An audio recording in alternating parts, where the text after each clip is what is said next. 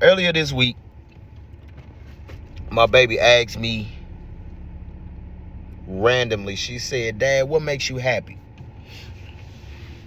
And I gave her the generic dad answer. I like seeing everybody that I love happy and have everything they need. But as I explained that to her, I started to really think about myself. Like, what makes me happy? So the one thing that I could for sure think of is I love when people do small things for me, because that lets me know that you thought about me in the moment, not just, a guess or anything. I'm talking like specific small things, like the people around me know what my favorite candy is, or my favorite chocolate is. So, think about me one day, let me come home, or somebody then done something like that for me, or, getting to work, or just, people just calling it and asking me, is Elliot okay? Doesn't really happen. Doesn't happen often, if ever, honestly. I'm just being honest. And I've had a couple people who have been, kind of checking on me, making sure that I'm on my P's and Q's, and I appreciate that. So that leads me into the next part of this, is I've had to carry myself emotionally this week, dealing with a few things at work. And one situation that I dealt with, and I'm going to say, as a black man and defending black children in a white district, I had to. If you punish a kid, I ain't gonna say you cannot, but you should not double punish this kid and then have this same kid try and believe that somehow you're on his side. You've just shown him that you're not on his side. So in defense of this child who had served his time, he had some time on the wall, he had to stay. He did his wall time. Then the recess aide wanted to send him to the principal. And I said, no, he served his time. We're not now also going to go to the principal. And that's that double jeopardy that they try and do to a lot of black kids in white districts. They get in trouble for stuff. I'm not saying that they're innocent, but they get in trouble. And now what that kid did is the worst thing that ever happened. But it's other kids in the same class who've done worse, said worse, and nothing's happened. Even when I heard him bring it up, nothing happens. So that's a situation. Then another situation, I had a child who was in my care, one of my special education children, and he came up and he asked me if I could help him tag the boys that he was playing tag with. I've been watching these boys all week, and they've been bullying him because no matter how many times he tags them or who he tags, they always still proclaim how he's still it. So today he came and asked me if I could help him tag some people. I said, yes, sir, let's get them. We got to chasing these boys around the playground, and of course I'm catching everybody.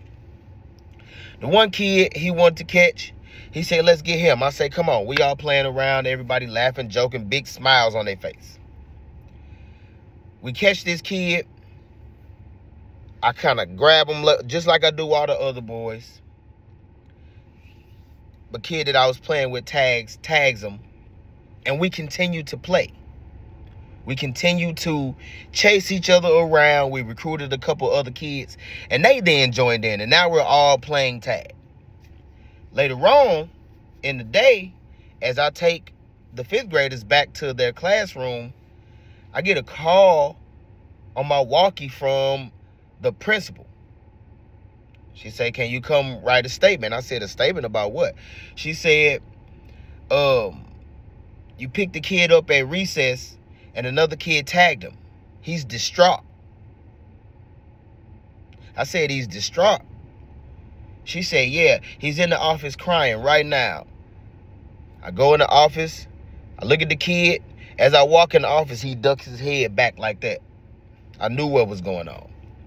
So the issue wasn't that he got tagged or anything, because the boys had been wrestling. Literally, they had been pushing him and everything, falling in the snow, everything. He didn't have an issue, as he tried to explain. Well, I hate when people touch me. He had an issue that the black man grabbed him.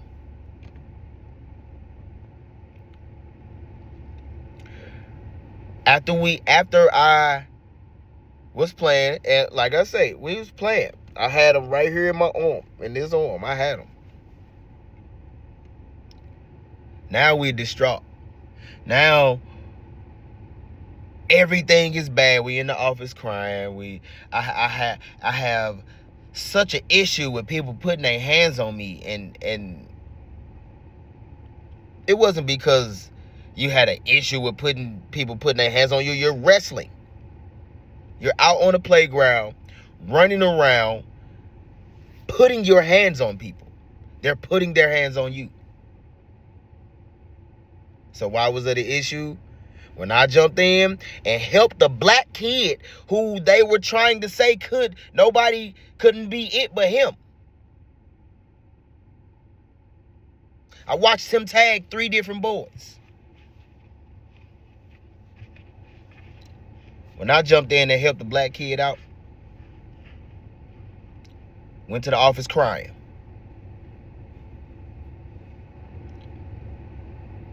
The situation of Mackenzie asking me what made me happy, and then having to go to work all week and deal with this covert racism, where even some of the teachers are pretty ask me, well, why are you defending him? Why do you think I'm defending him? Because you won't.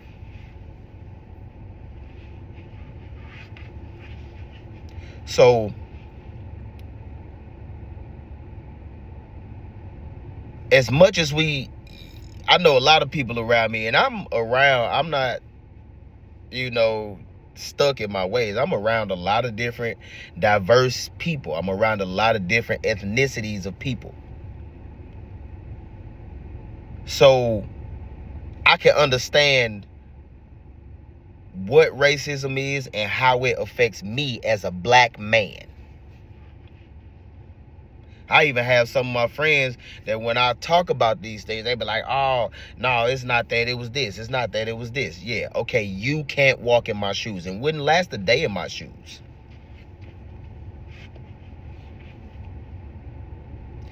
Education is hard to be in and deal with as a black man, because in the settings that I'm in, they make it hard. Every little thing that you do.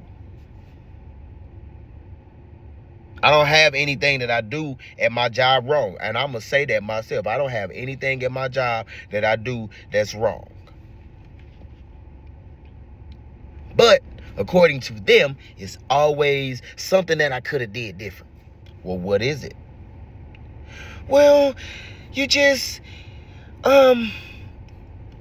we just don't do it that way. Okay, so what way do we do it? Explain these things to me. What way do we do it? You can't give me an explanation. You can't give me any writing or any bylaws or anything that says I'm doing anything wrong. Outside of the fact that most of them feel away because these same kids have behaviors with them and they don't have them behaviors with me. My reflection for the week is to realize, keep chasing my dream. I need to get my school payment paid for. I'm gonna keep it real, get my school paid for and everything, but I think it's time for me to leave education. I think I'm about done. But get y'all sweatshirts though.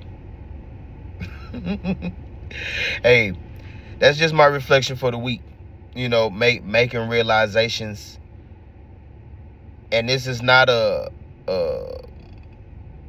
I can't think of the word right now, but this is not like me guessing or me reacting from emotion. This is a thought process that I've been going over for a few years, especially after I left or I was let go from my last position and never explained why. Still to this moment, I have never talked to them people and they never explained to me why. And I understand that Missouri is an at-will state, but education. I thought that the black woman that I was working for would have at least explained it to me, but I don't even want to make it that. But education, as it sits,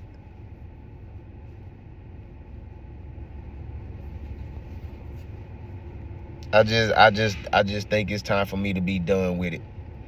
Continue working on this doctorate, finish school, and you know, maybe even before I actually finish my doctorate, maybe I need to get off into some other physical therapy stuff.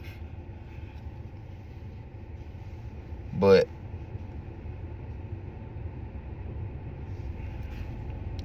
that's my reflection for the week.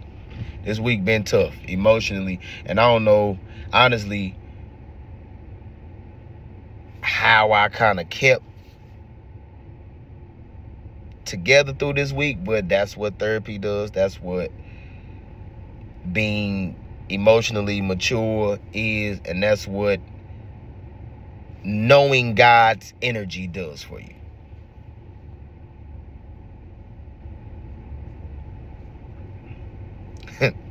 That's it. Horsepower. We out.